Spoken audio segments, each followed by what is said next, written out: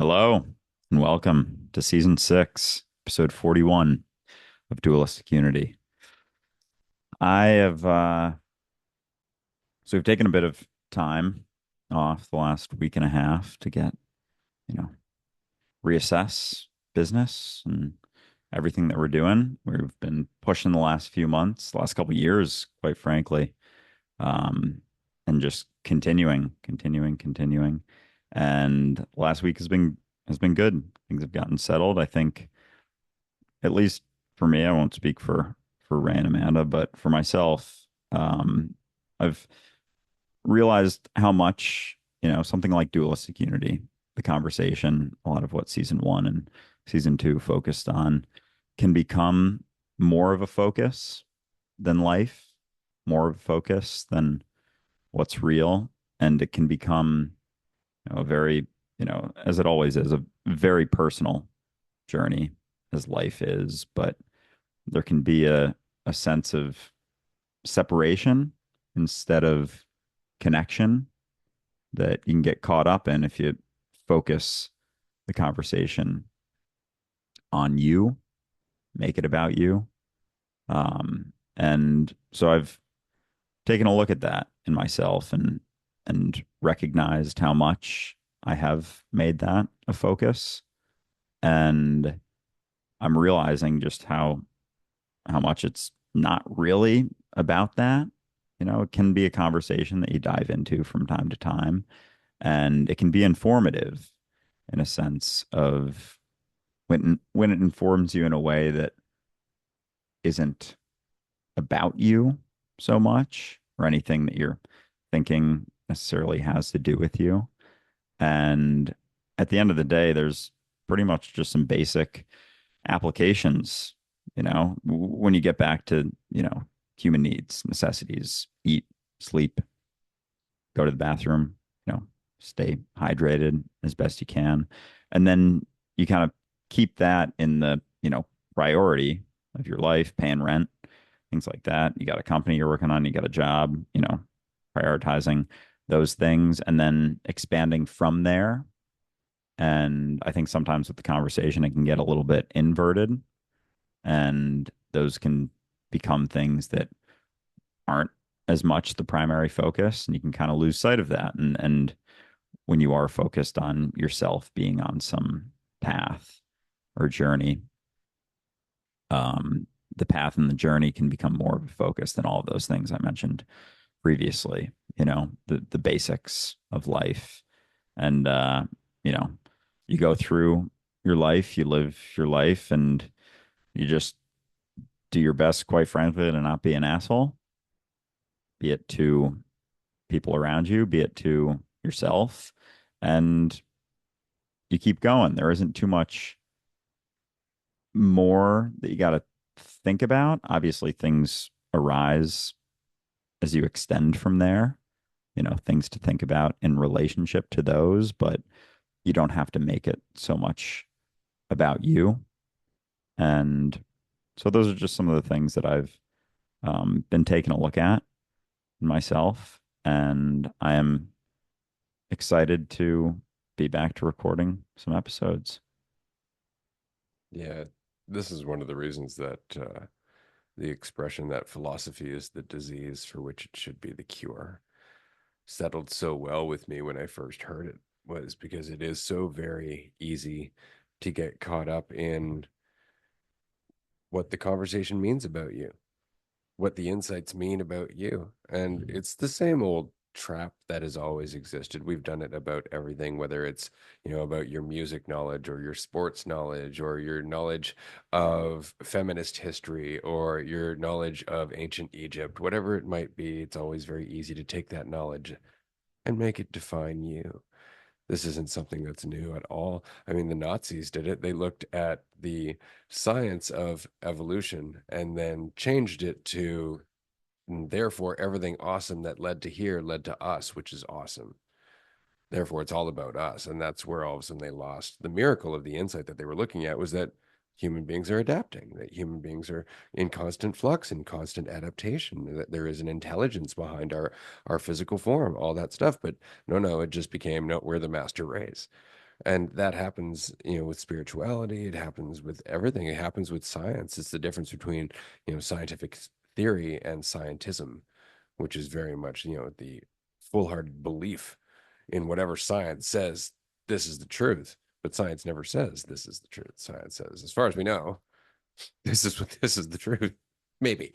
Right. And so it's the willingness to settle in the uncertainty, in the fact that there's always more to see, but that it never means anything about you because you've seen more.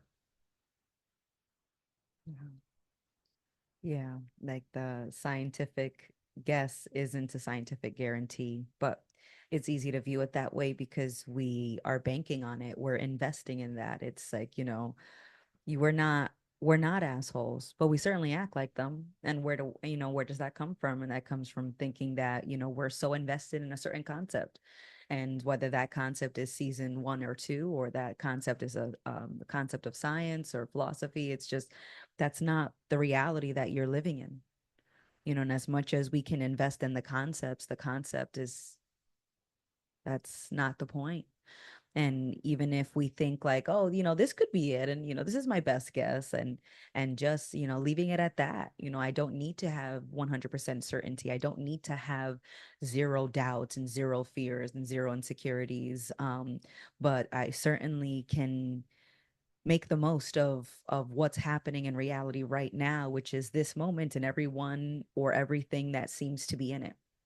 And I say seemed because, right now it seems like my entire life, my entire moment is this room with the two of you in it. And, everyone who is, you know, that I'm aware could be watching, right? But you're not in the room right now, technically.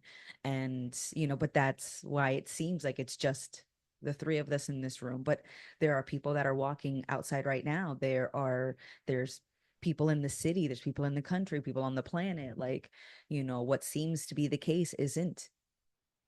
And so even when I'm invested in what it seems to be, you know it's uh it's okay to just be okay with the fact that what I'm thinking and what I'm seeing isn't everything, and that doesn't stop me from taking in other considerations that I may not be able to look at or directly engage with. So it's very much like when we think about decisions, and how sometimes there's that I forget the word, but it's like before your decision is made on some scan, they've seen that like the decision has kind of already been made before you like press the button, and it's like button A and button B, and it's like I choose B, but somehow they've been able to see that like the decision for button B was already made before I pushed it. And it's like, well, are the choices mine? And it's like, for me, the way that I like to think about it is like it's like everything is existing right now. So everything is everything. Like I to some degree am everything, or an expression of everything. And so it feels like everything is informing the decision that I seem to be making. And both of those things are somehow, it feels like they're happening at the same time. And yet I don't feel like I'm in conflict with that. Like I don't need to be sure, like, is it I or is it everything? Where are these decisions coming from? It's like, no, there's a decision happening, and it seems like, it's coming from multiple places, but ultimately the experience will be it's my choice. And that choice is a part of the experience of, what seems to be my life. But my life doesn't just include me, or the idea of me, or just Amanda. It's just like it includes so much, and yet it feels incredibly intimate and extremely shared in a way that doesn't always feel pleasant, but feels incredibly worthwhile. And so for no crazy reason or no reason at all, I'm still glad to be sitting here with both of you in this room right now. And somehow this all feels worthwhile still. Absolutely. Yeah. And I think when there are choices made, there, because you can start to get caught up in thinking like, oh my gosh, there's so much happening, there's so much going on.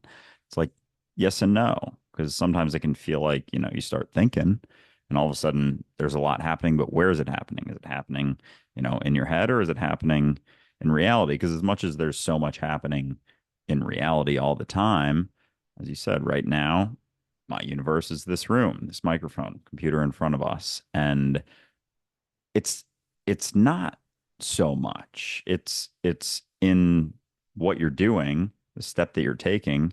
It's kind of one thing. It's not so many things, but you start thinking about where things come from. Why am I doing this? Where's it going? What's it leading to? What's the future going to be like? What's my past been like? I want to understand where my, sense of this or that is coming from. Is it coming from this previous experience that I had when I was a kid, my upbringing, blah, blah, blah, blah, blah. And then, like, right there, the last 30 seconds, that seems like so much, but it's not really what's happening. There isn't so much.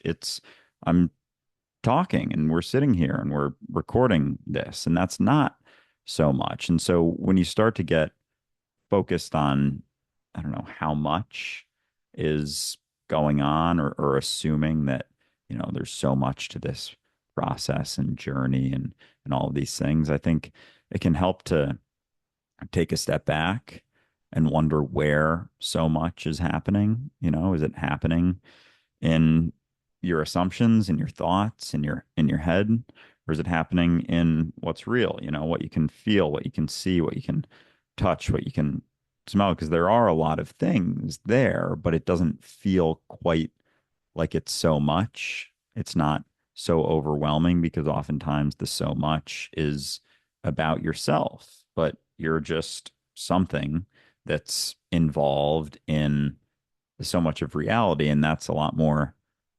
basic, a little bit more, it's not to say straightforward, but we can absolutely turn things far more complex, unnecessarily complex, when we start thinking, and wondering about things in our head. And so when it comes to choices, like, where is the choice coming from? You mentioned making decisions and choices, and I think it's epiphenomenalism Yeah, when yeah. it's choosing the button or which button to choose, and are you pressing it when you're making the choice, or was it already made? And with choices too, like choosing to go to the bathroom because you feel like you have to go to the bathroom.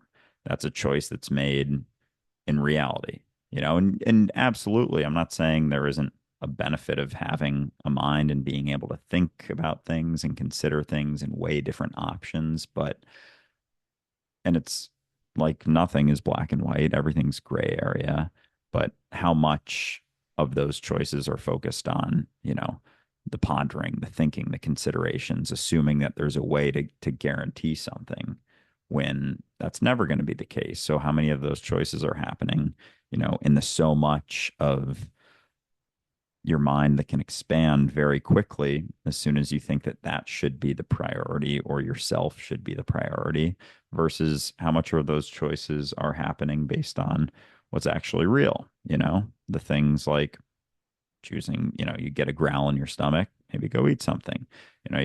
You're living in a place, you got to pay rent, do something to help yourself pay rent. And those aren't so many thoughts necessarily. It's what's happening. It's what's real. And I think when that is more of the focus and priority, life, it's not to say it gets simpler because there's still so much to it, but it isn't quite as complex as we can make it by trying to, or assuming that we can guarantee what's next. Yeah, it's not simpler, but there's less suffering, and it's, the choices involving like the body are, easier to talk about because you can see them in like a black and white kind of way. Bladder is full of liquid, it sends a signal. The decision to make a bathroom just makes sense, because it's like if you don't make that decision, your body will make that decision without you. At some point you will piss yourself. So that's a little different than, choices that involve other people, and that involve, friends and family members or business partners. It's those choices are the ones that feel like they're a lot harder to make, but they're just as straightforward. It's It's, does this make sense, or does this get me somewhere? Does this make sense, or does this give me more certainty, more control? And, a lot of the times, that is where the choice is coming from, when it's in relation to someone else. You know, am I going to be stuck in my head, or am I going to be in the room, chatting with the people that are in there with me? And that feels pretty straightforward, because whether you think so or not, it's not invisible when you're in your head.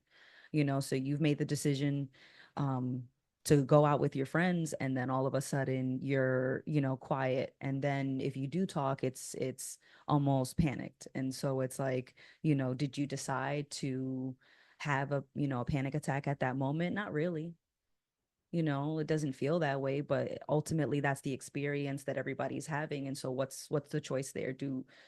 Are you the person who's supposed to notice that you're having a panic attack and then check that? Are your friends supposed to tell you, hey, are you okay? Like, the line between helping and enabling is gray. And so sometimes you're like, hey, are you okay? And then sometimes you're like, hey, snap the fuck out of it. And for me, a lot of that comes from, my experience with myself, the way that I talk to myself. And we've said that a lot. The way that the choices that we tend to make with other people are a reflection of the choices that we make by ourselves. And so making choices when it's just you, that's one thing. But it's like, very rarely are you making choices in a vacuum where it's just you and it's just about you. Usually your choices will have a ripple and it's going to impact someone else. And so it's like, how do you deal with the frustration of trying to be empathetic, but then, with yourself and with others, and then but not trying to enable yourself or others? It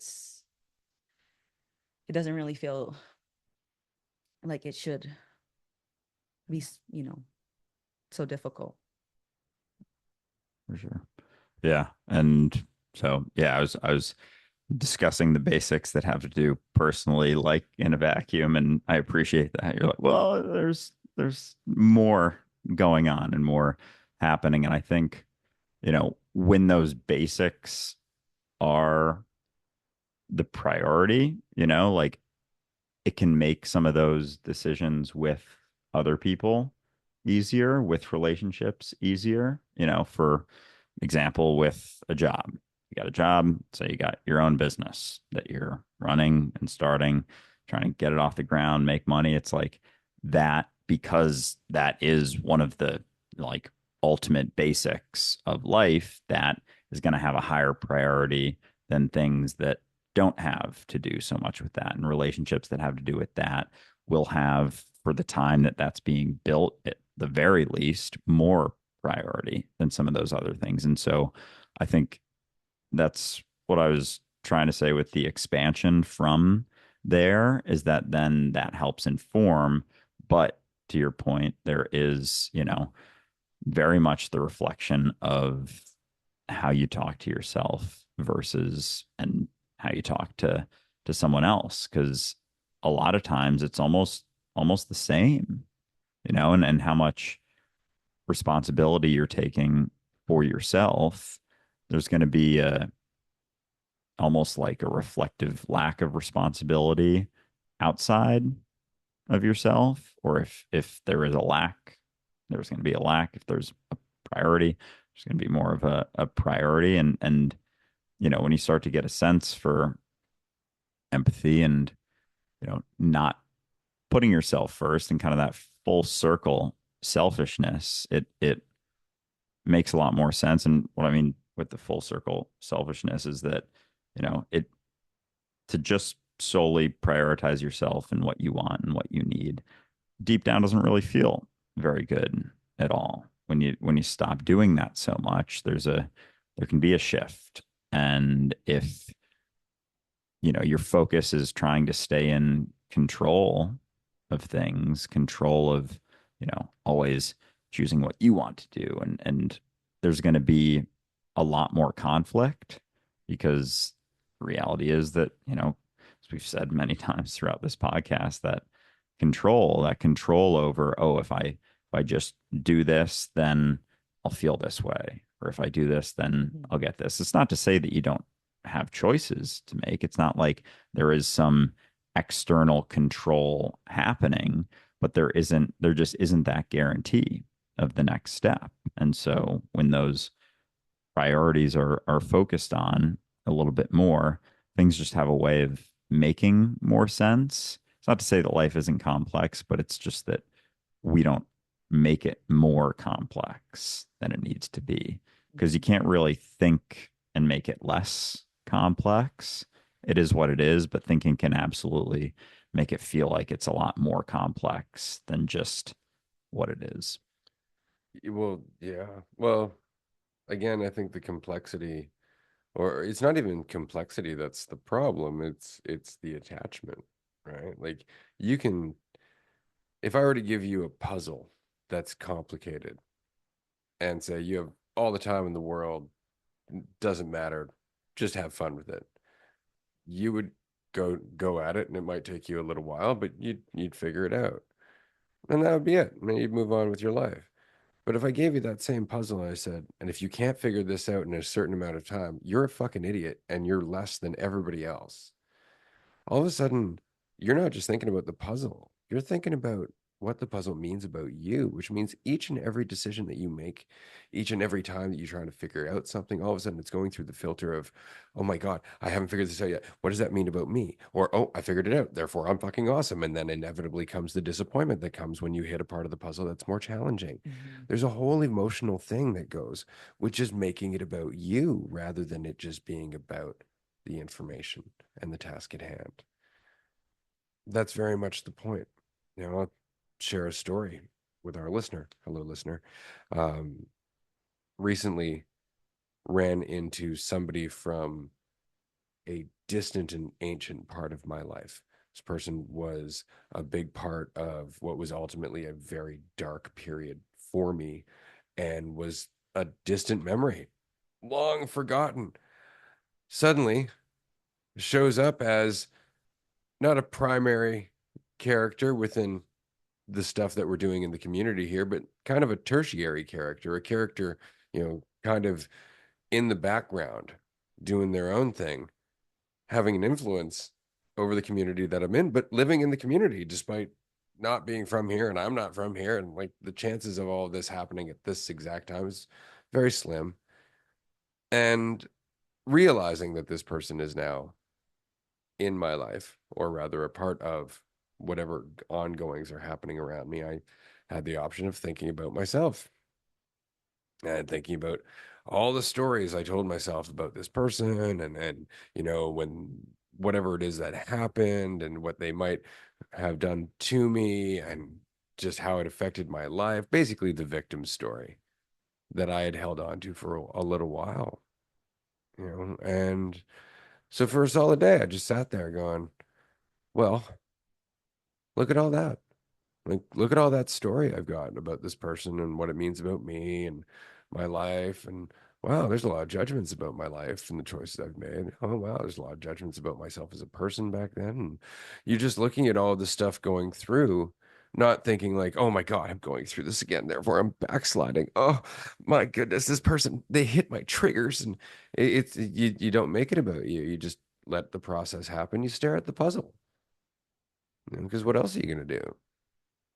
But if it's about you, then all of a sudden it becomes a totally different thing. It's not just a puzzle. It's not just a way to spend your existence. It's not just another experience that could be both challenging and fun. Instead, it's something that's heavy.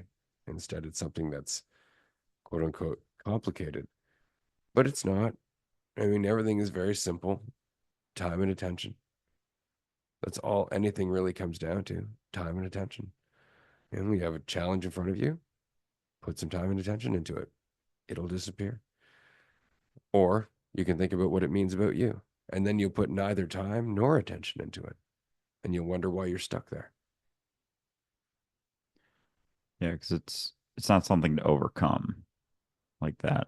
When you do notice something, a situation, or someone else, and notice that maybe, for example, there's noticed attachment, or stories you have about them, or even recognize something in yourself you notice tendencies that maybe you weren't as aware of. As soon as you turn it into something that means something about you, it can become something to overcome. And then it's not just letting it happen, it's I have to do something, like bring it out of my head and do something in reality in order to do it. Like, you know, for example, if you notice someone from your past, it's like now I have to prove that I have overcome this. And so I have to, be friendly to them if I want to see myself as a friendly person, or I have to, not talk to them in order to, prove that I don't have to prove anything to myself. And you can go pretty berserk with it and kind of double down when the alternative is seeing it, seeing them as a person, maybe understanding that, if you've changed as a person, that maybe they have too, and not adding anything or making it something that you have to prove because they're a new person. They, whether how much they've changed or not, and you're a new person. And so I think a lot of times, we can turn things into when you start to be, more reflective or just more, I don't know, sensitive to your own tendencies or stories or whatever it is.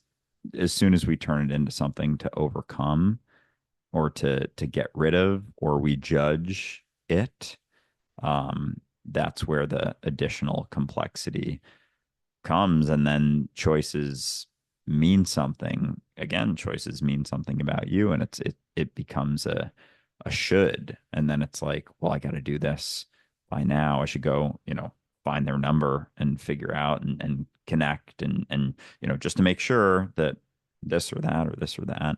And so yeah, that sense of overcoming something, I think, is really what you don't have to focus on.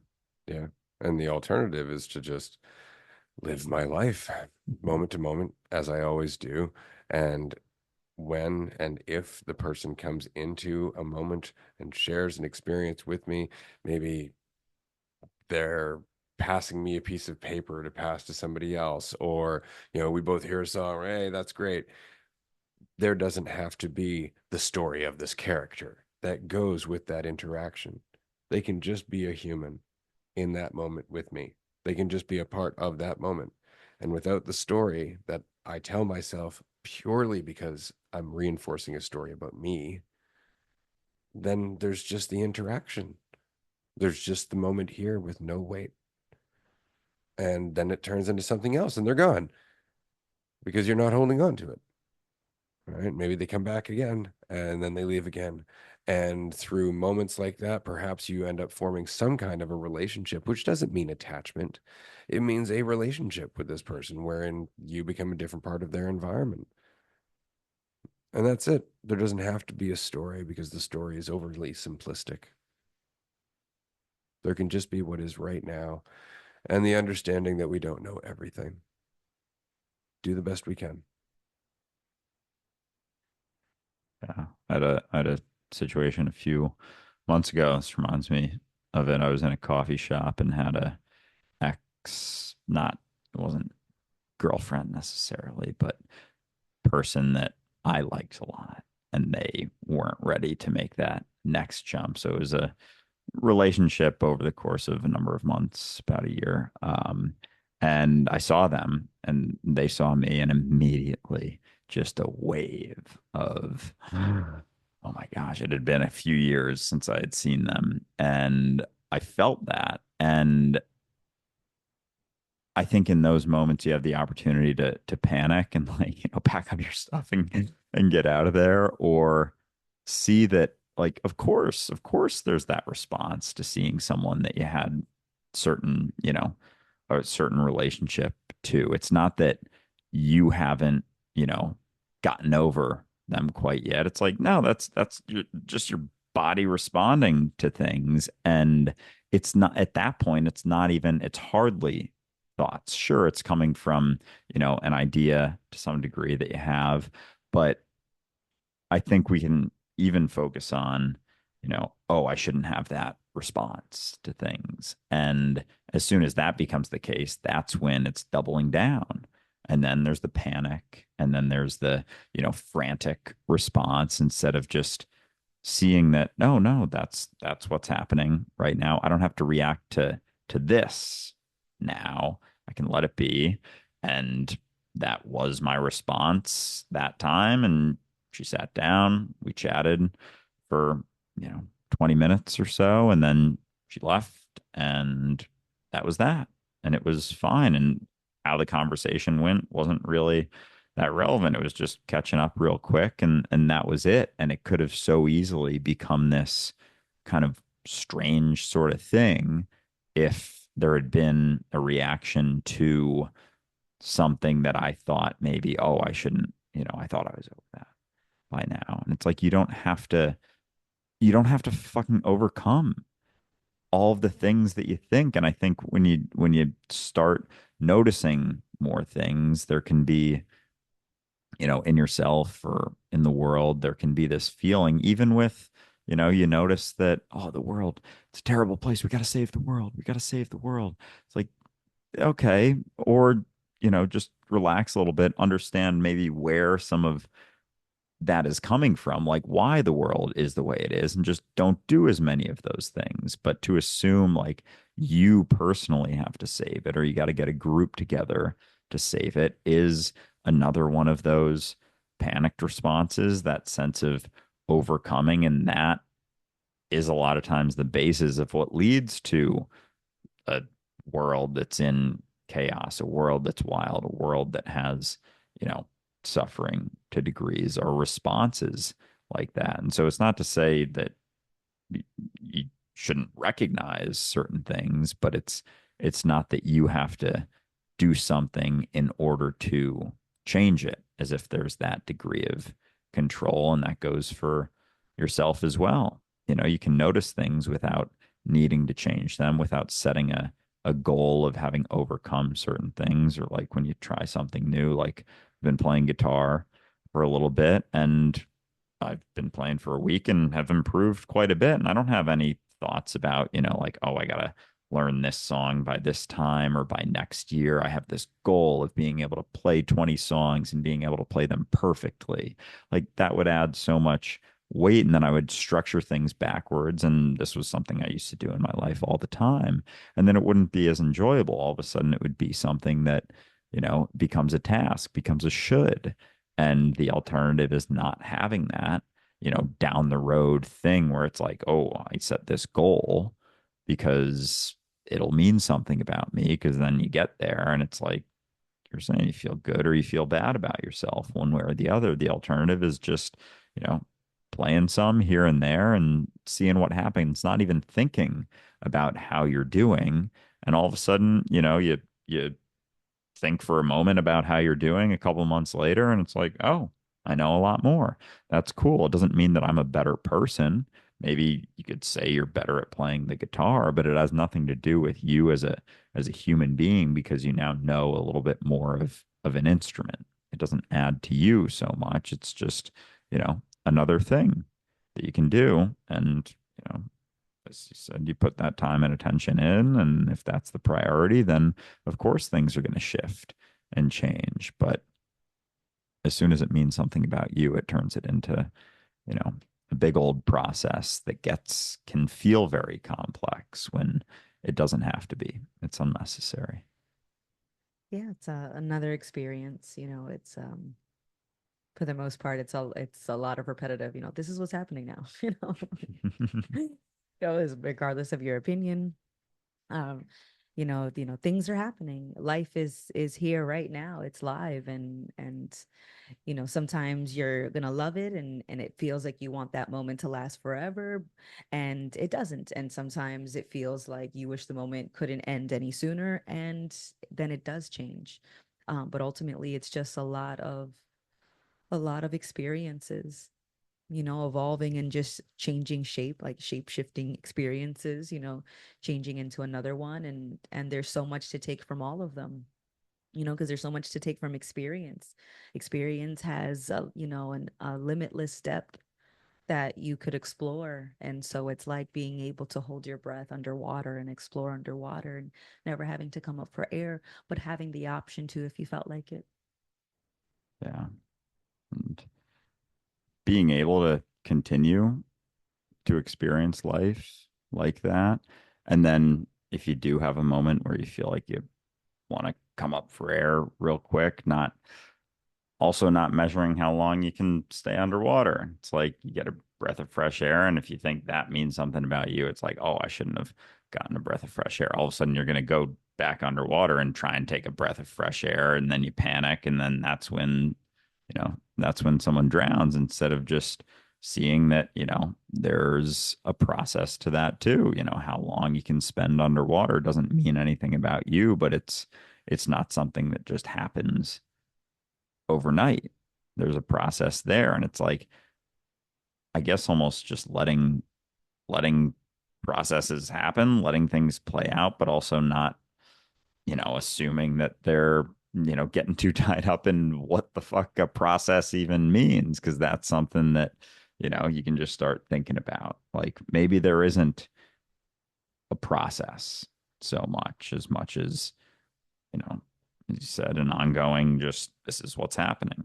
This is what's happening. And then, whether it's learning an instrument, whether it's doing a podcast, like no need to set goals. Just do some episodes and do some more and then do some more. And, I think when you're making it about you, it's like that's where, oh, you got to set a goal. You got to do this. And that sense of goal setting gives you that sense of like, all right, I'm doing something more just because, but you're making just the thing that you're doing more, and then it's more complex than it needs to be instead of it just being about time and attention. Like you don't have to set goals. You don't have to set something in the future that gives you that sort of false sense of certainty, false sense of a guarantee, because then you're setting yourself up for measuring yourself and feeling a certain way about yourself because you set the goal, you do or you don't get it, you feel good or bad about yourself. But it's the same sort of focus that doesn't help you with, the next step that you take, because the step that you take, the step that you're on has nothing to do with any goals that you may have written down or set. It's kind of irrelevant to the goal, but prioritizing the goal is going to distract you to some degree to how much attention you can give to the step that you're on. I've enjoyed this conversation because it sounded sober. It sounds very sober. It sounds almost like the end of, I guess, just getting drunk and being irresponsible and then going, oh shit, I keep knocking shit over because I'm kind of drunk and irresponsible. So you just settle down, you have a coffee, you end up looking at the mess, you clean it up, you do all that. You don't feel great about it, but you kind of do too, because at least you're coming to terms with it, right? You don't feel so fucking sloppy. You feel like at least you're here now. And we've talked about that previously, being drunk on ego. And it very much is like being drunk. And it's only because you can only pay attention to so many things. And that's true in reality. Government knows this. They did studies back in the 30s. I think we can juggle like 30 odd topics from day to day before we start losing focus on other topics. Think about how many things you think about yourself. Let me rephrase that. Don't think about how many things you think about yourself, but be aware of them as they slide through unendingly. Focusing on them takes your attention from everything else. You can see a thought in passing, and that's enough. You don't have to grab it, bring it up close, and stare at it because it makes you uncomfortable. The discomfort will pass, just as the thought does. But your intelligence is already learning, it's already working with it. It's just the panic, it's just the need to feel in control. It's really all it is. It's the only reason that we grab for all these thoughts and fears and needs and doubts and all that is just because we're like, God, I don't know what's going to happen next. But if I can consider everything, maybe I will. And in our effort to do so, we lose sight of everything.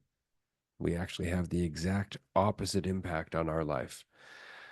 In an effort to be in control and be intelligent and know what to do and be the right kind of person, we get farther and farther from a place where we feel fulfilled or authentic or enough. And it seems counterintuitive because, of course, it feels good to be drunk in the short term. But it's not until you get over that short term good and thus the drop that happens afterwards that you start to realize life was just fine before you got all drunk. Life was Mhm. just great. Maybe you weren't paying attention. Maybe you didn't slow it down enough to appreciate it. But if you do, you'll see it. And it has nothing to do with feeling good about yourself and everything to do with just feeling like yourself without the need to be more. That said, this has been a dope episode. We're not going to wrap up quite yet. I just want to talk about a few cool things that have been happening. As Andrew said, we've been off for a little while. There was a period of illness in there, which unfortunately interrupted a planned camping trip, but it did allow for some reflection. It did allow for some additional contacts to be made, a little bit more time on the administrative side for the business. It did allow a lot of time. We have some exciting things coming up in season 7. We have exciting things coming up in general. I can't spill the beans yet because we have an investor newsletter coming out in the next week or so, and then we will be letting everybody know on Patreon towards the end of this month in early September what season 7 is going to look like. But I just wanted to give a shout out to everybody. We know we've been gone for a little while here, and we really appreciate you listening to the podcast, living your life, applying this as best you can, because it really is important to recognize it's not about the conversation until it is. And then when it's about the conversation, it's only about the conversation until it's not. And what I'm saying is that there's a swinging of the pendulum. There's going to be time when you're going to need to practice being here and not in your head. And then there's going to be time when you can sit back and marvel at how much is actually in your head without being threatened by it. You can learn from all of it without it knocking you off your guard or knocking you off your feet. You can be the rock that the waves pummel against and never threaten. But that doesn't mean you always have to be there. You can quite easily be the rock and ignore the goddamn waves just by being here. But they both have value. So no matter where you are, if you feel like, oh, I'm thinking too much, well, don't think about that more. So maybe you are. Okay. You'll notice as soon as you go, okay, maybe I'm thinking too much. That's one less thought. There's one less judgment there. It's as easy as it is. Accept it. Accept what you're going through. Just accept it. Stop running from it. And before you know it, it'll take you right back here.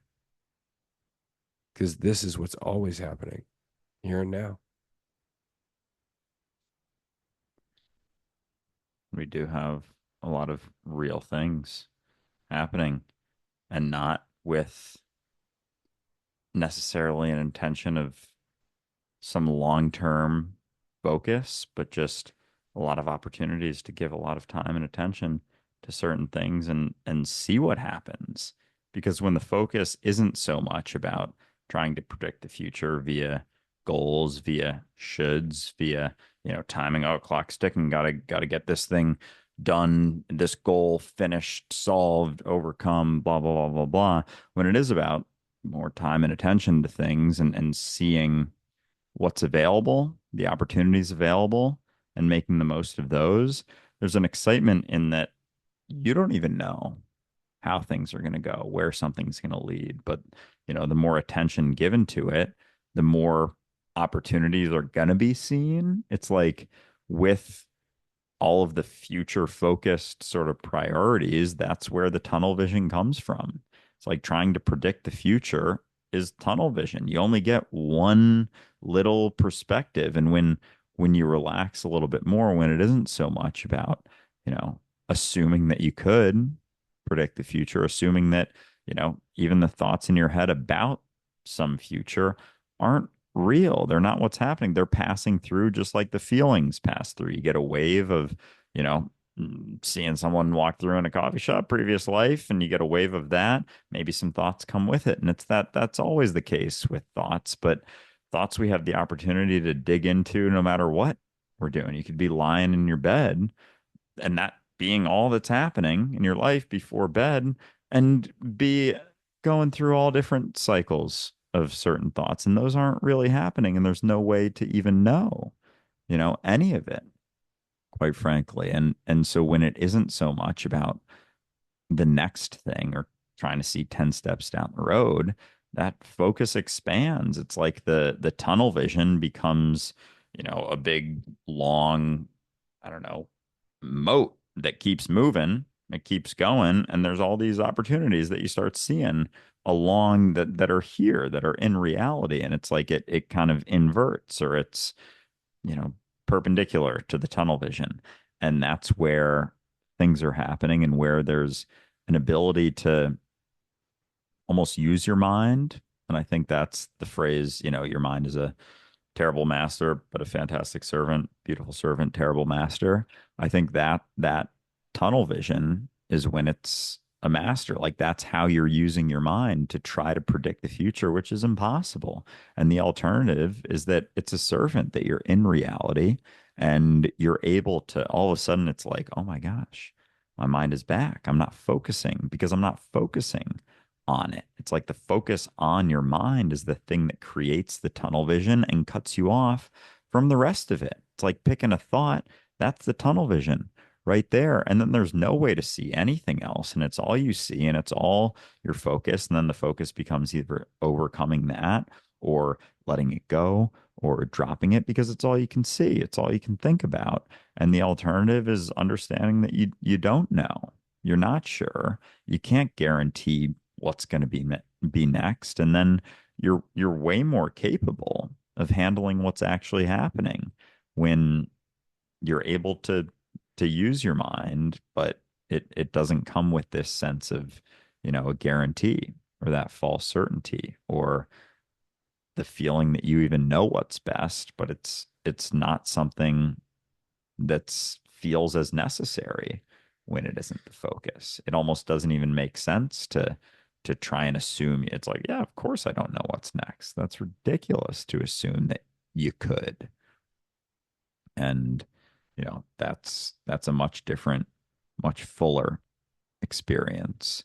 And that's where the conversation can be connecting, or what the conversation's pointing to, because that can be another focus that creates tunnel vision in your path, or your personal path or journey. Absolutely.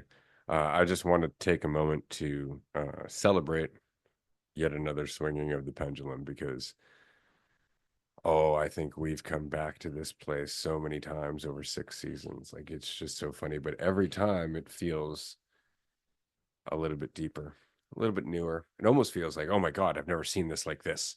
Like, no, you did, but only to the depth that you were willing to. And this is what maturity is. Maturity is the recognition that you are a part of life and that we are all in this together. It is letting go of that selfishness that is the environment within your thoughts.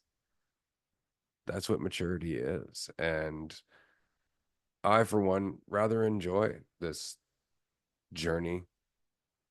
True, a lot of it has been, but I really like doing that. It's like, yeah, but you like doing that because you think it means something about you, and you're kind of forgetting everybody else while you like doing that. And it's like, yeah, that's true. And after a while, though, you're like, right, I didn't really need that, though. My life is better without that. So many things, like so many things come down to that. And that's maturity, the recognition that you're enough. But how do you react to that? You're going to react to that gracefully. You're going to react to that bitterly. Like, "Oh, I can't ever get anything. It shouldn't mean anything about me." Or are you just going to keep going?